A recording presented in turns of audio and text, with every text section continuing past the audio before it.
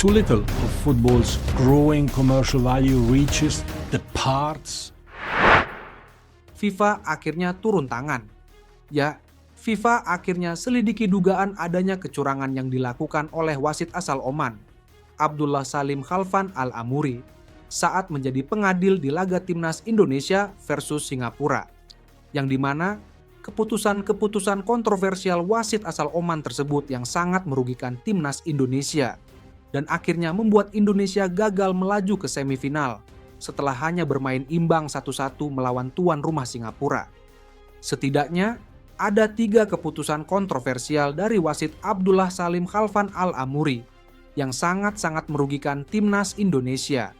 Yang pertama, wasit tidak memberikan penalti kepada timnas Indonesia.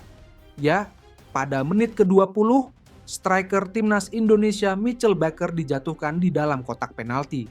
Namun wasit tidak menunjuk titik putih. Dari tayangan ulang, pelanggaran terlihat sangat jelas.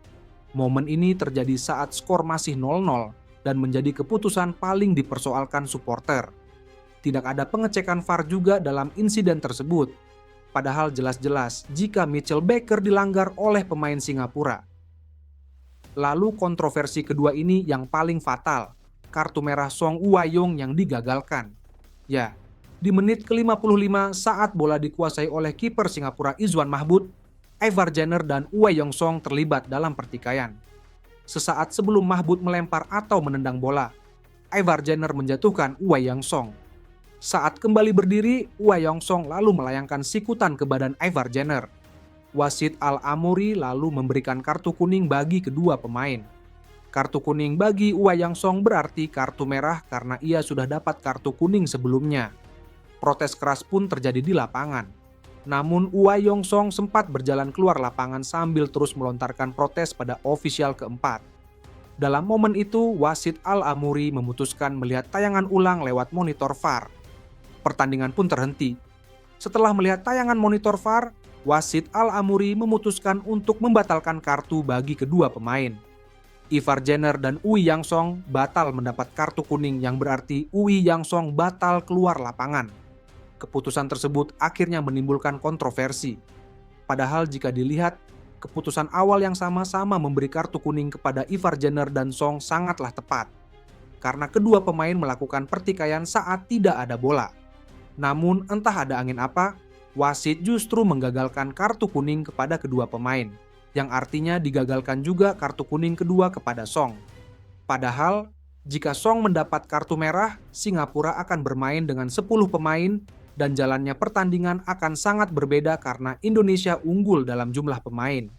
Kemudian kontroversi yang ketiga, sejumlah pelanggaran pemain Singapura yang dinilai luput dari perhatian wasit sepanjang pertandingan. Ya, dalam laga ini, pemain Singapura juga terlihat sering melakukan pelanggaran. Akan tetapi wasit seperti terkena apa? Ia justru seperti tak menghiraukan apa yang dilakukan pemain Singapura kepada Indonesia. Namun sebaliknya, jika pemain Indonesia yang melakukan pelanggaran kecil kepada Singapura, para pemain Singapura pun sudah berlagak seakan terkena pelanggaran keras.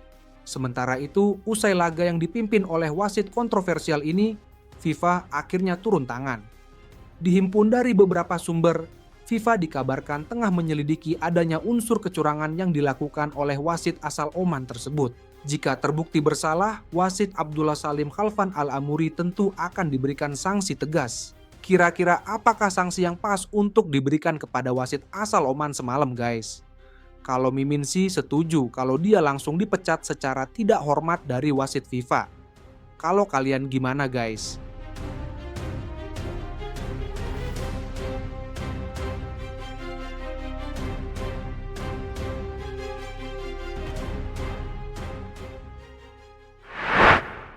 Di samping itu, banyak yang bertanya, siapakah sih sosok wasit kontroversial yang memimpin laga antara Indonesia versus Singapura semalam? Ya, usut punya usut, wasit Mohamed Khalfan Salim bukan termasuk jajaran wasit elit Asia yang selama ini akrab memimpin pertandingan-pertandingan bergengsi di level AFC maupun FIFA. Jika menilik rekam jejaknya, Mohamed Khalfan Salim lebih banyak bertugas pada pertandingan regional dan belum memiliki portofolio mentereng sebagai pengadil utama di ajang-ajang besar Asia.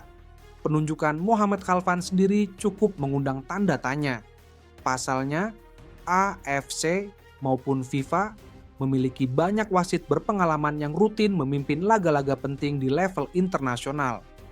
Ia lebih banyak bertugas sebagai asisten wasit dalam berbagai kompetisi regional dan belum memiliki pengalaman memimpin laga-laga bergengsi di level tertinggi Asia. Karena itu, rekam jejak Mohamed Khalfan yang relatif minim di panggung elit menjadi perhatian tersendiri. Terlebih ketika pertandingan berjalan dalam tensi tinggi dan dipenuhi momen-momen krusial. Jika kembali lagi kepada keputusan kontroversial, termasuk wasit VAR, ternyata ada peraturan baru VAR dari i5. Ya, inilah bagian yang perlu dipahami.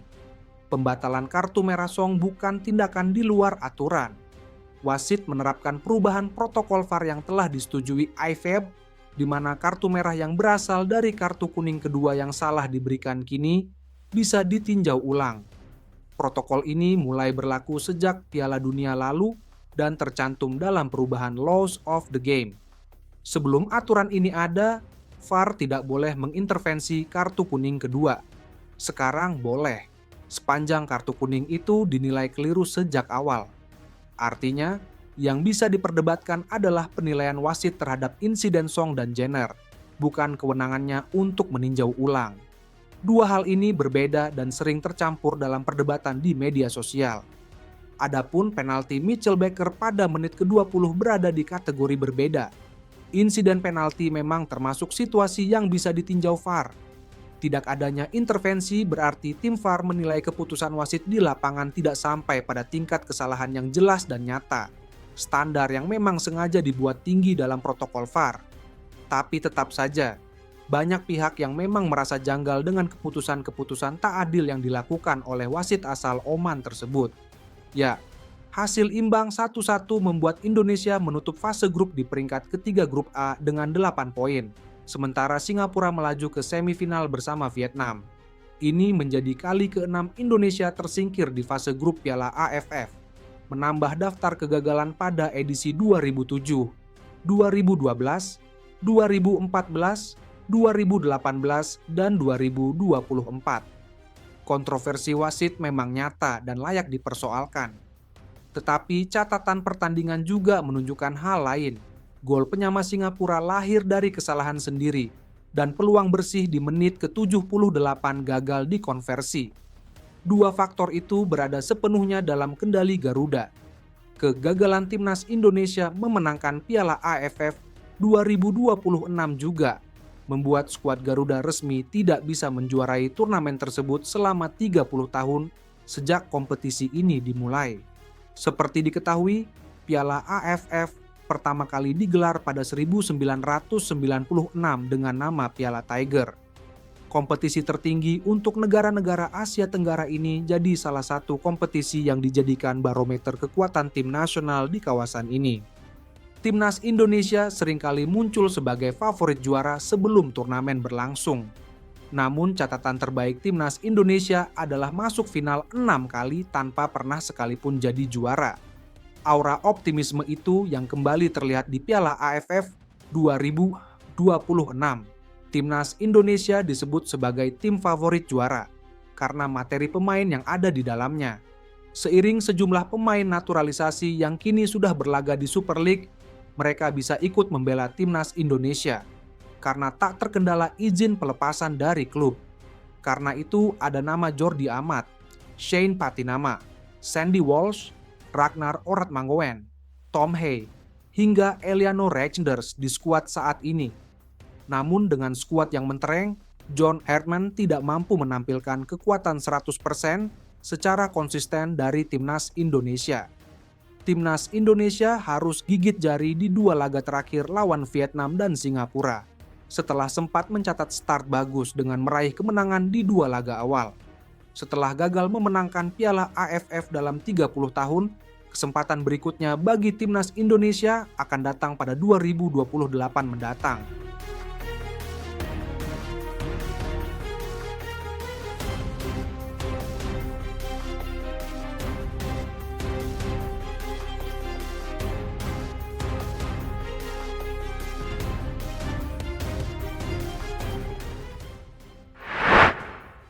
Selepas kegagalan mengantarkan timnas Indonesia ke semifinal, juru racik skuad Garuda, John Herdman, akhirnya buka suara. Herdman menyebut Indonesia mampu mengendalikan jalannya pertandingan, tetapi gagal mengubah sejumlah peluang menjadi gol tambahan. Herdman menilai Indonesia tampil lebih dominan saat menghadapi Singapura. Penguasaan bola serta kontrol permainan berada dalam kendali skuad Garuda pada sebagian besar pertandingan. Kita mendominasi pertandingan. Saya pikir kita berada di atas, kata John Herdman. Pelatih asal Inggris itu juga memberikan apresiasi kepada Singapura. Ia menilai The Lions mampu menjaga organisasi permainan dengan baik sepanjang laga. Meski begitu, Herdman menyayangkan Indonesia tidak mampu memanfaatkan peluang. Menurutnya, kesempatan untuk meraih kemenangan sebenarnya cukup terbuka. Fair play buat Singapura, mereka punya ketahanan yang bagus. Mereka sangat terorganisasi dengan baik. Tetapi kita punya banyak peluang untuk memenangi laga. Kita punya possession dan kontrol yang cukup, tambahnya.